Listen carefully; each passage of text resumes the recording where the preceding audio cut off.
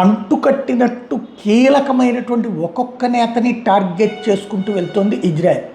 First కొట్టిన దెబ్బే supreme leader కొమైనీ అయితే ఆ తర్వాత ముఖ్యమైనటువంటి నేతలందరినీ టార్గెట్ చేసుకొచ్చింది. ఈవెన్ మొజ్తబా కొమైనీ కూడా ప్రస్తుతం ఇంతవరకు బయటికి రాలేనంత గాయపడి ఉన్నాడు.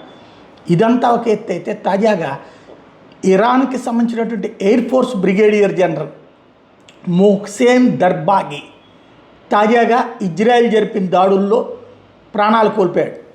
ఇతను వాస్తవంగా చెప్పాలంటే అమెరికా మీద ఇజ్రాయెల్ ఫోర్సెస్ మీద గత 11-12 రోజుల నుంచి జరుగుతున్నటువంటి ముఖ్యమైన దాడులు, డ్రోన్ దాడులు, మిస్సైల్ దాడులు, వైమానిక దాడుల్లో కీలకమైనటువంటి వ్యక్తి. అతన్ని ప్రత్యేకించి అంటే తమ దేశాలని దెబ్బతీస్తున్నటువంటి సైనిక అధికారిని టార్గెట్ చేసింది. ఆ పైన తను ఎక్కడున్నాడో కరెక్ట్గా ఆ స్పాట్ గుర్తించి మరి అటాక్ చేసింది ఇజ్రాయెల్. ఇదిగో ఈ పక్కన కనబడుతున్న వ్యక్తి, అతను ఆ మధ్యన ప్రెస్ కాన్ఫరెన్స్ కూడా పెట్టాడు. ఈ మధ్యనే అటాక్స్ ఎట్లాగన్నది అతన్ని ఇప్పుడు ఇలాగ దెబ్బతీసాం అన్నటువంటిది ఇజ్రాయెల్ చెప్పుకొస్తుంది అనమాట. ఆ పక్కన పేల్చి చేసినటువంటి విజువల్, ఆ శిథిలాల కిందన అతని మృతదేహం చూస్తే కన్ఫర్మేషన్ ఇస్తారన్నమాట.